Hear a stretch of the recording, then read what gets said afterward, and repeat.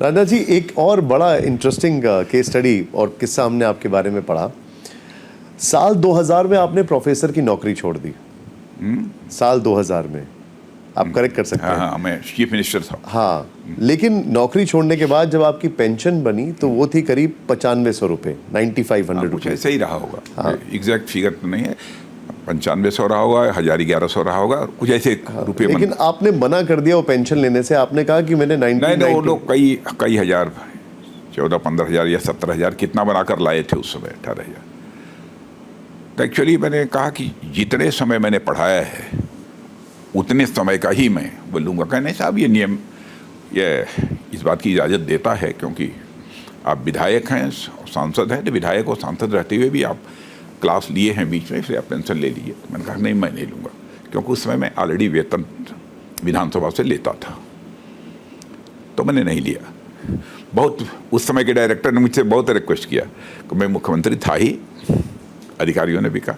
मैंने कहा ना, तो वही हमको 900 या 1000 रुपये उसमें पेंशन मिलती, जो कि बताया ये जा रहा है कि उस वक्त कॉलेज के चपरासी की सैलरी से भी कम था शायद, जो आपको पेंशन मिली। ये ना ऐसा नहीं, ये हो सकता रहा, हो सकता।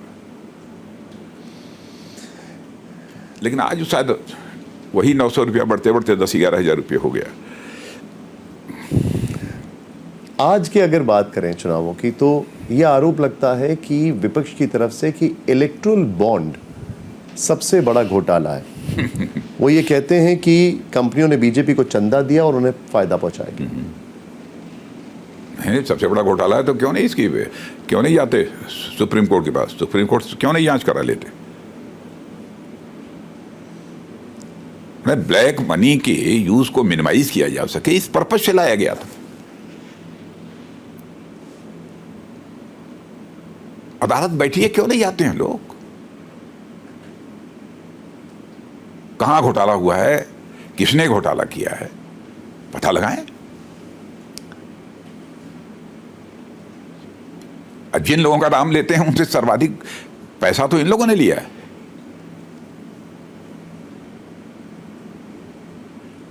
भाई, हम तो पहले भी जैसे चल रहा था सिलसिला वैसे चलने देते, क्यों इलेक्टोरल बॉन्ड की हम व्यवस्था करते? नीयत हमारी साफ थी, उद्देश्य यही था कि ब्लैक मनी का ऑपरेशन जितना मिनिमाइज किया जा सके उसको मिनिमाइज करना चाहिए। उद्देश्य यही था। या कोई ना कोई सिस्टम बनना चाहिए संदेह का भी। आपको लगता है कि ठीक है, कभी कभी सिस्टम बनते हैं, कभी हो सकता है कि उसमें कुछ लूप होल्स भी हो, लेकिन लूप होल्स यदि होते हैं, यदि कोई इसे पॉइंट आउट करता है, कोई संज्ञान में लाता है, उसमें संशोधन भी होते हैं। हम लोग खुले दिल दिमाग से काम करते हैं। आपको लगता है कि ये सिस्टम रुकने से नुकसान हुआ है देश का?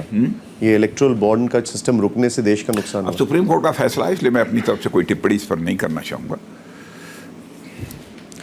90 के दशक में आपकी पहचान बनी जब उत्तर प्रदेश में नकल अध्यादेश आया। बहुत से लोगों ने एक कड़े फैसले की बड़ी तारीफ की, लेकिन आज बीजेपी पर नौजवान आरोप ये लगाते हैं कि सरकार जो है वो पर्चा लीक रोकने में कामयाब नहीं हो पा रही है। कहाँ का, किस स्टेट का हुआ? किस स्टेट का? कई स्टेट्स की बात होती है, जैसे आप लोग हमेशा राजस्थान का उदाहरण देते हैं, उत्तर प्रदेश का जिक्र होता है, पर्चा लीक का जिक्र होता है वहाँ पर। वो जो कानून उसमें बनाया था मैंने, वो बहुत ही कठोर कानून था, बहुत ही कठोर कानून था, सख्ती से लागू किया था। इसीलिए जो रिजल्ट्स पहले हमारे शासनकाल में हाई स्कूल इंटरमीडिएट के 70%, 75% ऐसे आते थे, वो हमारे समय 14% आए थे। और उसमें भी कुछ मैंने किया था, क्योंकि डायरेक्टर और प्रिंसिपल सेक्रेटरी आकर मुझसे मिले थे। उन्होंने कहा साहब कैसे ऐसे हालात हैं, रिजल्ट बन रहा है और डिपार्टमेंट की बहुत बड़ी बदनामी होगी। तो मैं भी तैयार नहीं हो रहा था, लेकिन बहुत वो लोगों ने रिक्वेस्ट की तो मैंने कुछ उसमें रियायत दे दी थी, तब जाकर 14% आया, नहीं तो और नीचे रिजल्ट आ रहा था। सख्ती से लागू किया था मैंने। और मुझे याद है कि उस समय कैबिनेट में भी जल्दी ये पास नहीं हो रहा था, क्योंकि हमारे मंत्रिमंडल में भी जितने भी लोग थे उस समय, वो आदरणीय कल्याण सिंह जी थे उसमें मुख्यमंत्री, मैं मुख्यमंत्री था तब की बात नहीं है, आदरणीय कल्याण सिंह जी ये मुख्यमंत्री थे, उसमें मैं शिक्षा मंत्री था। तो 2 बार वो कैबिनेट में पास भी नहीं हो पाया, सारे सदस्यों के विरोध के कारण। उनका यह कहना था कि भाई इतना कठोर कानून लागू करेंगे और करोड़ों बच्चे पढ़ते हैं, उनके परिवार के सदस्य नाराज हो जाएंगे, तब तो चुनाव में भाजपा की खाट खड़ी हो जाएगी। लेकिन फिर अलग से जाकर मैं कल्याण सिंह जी से मिला।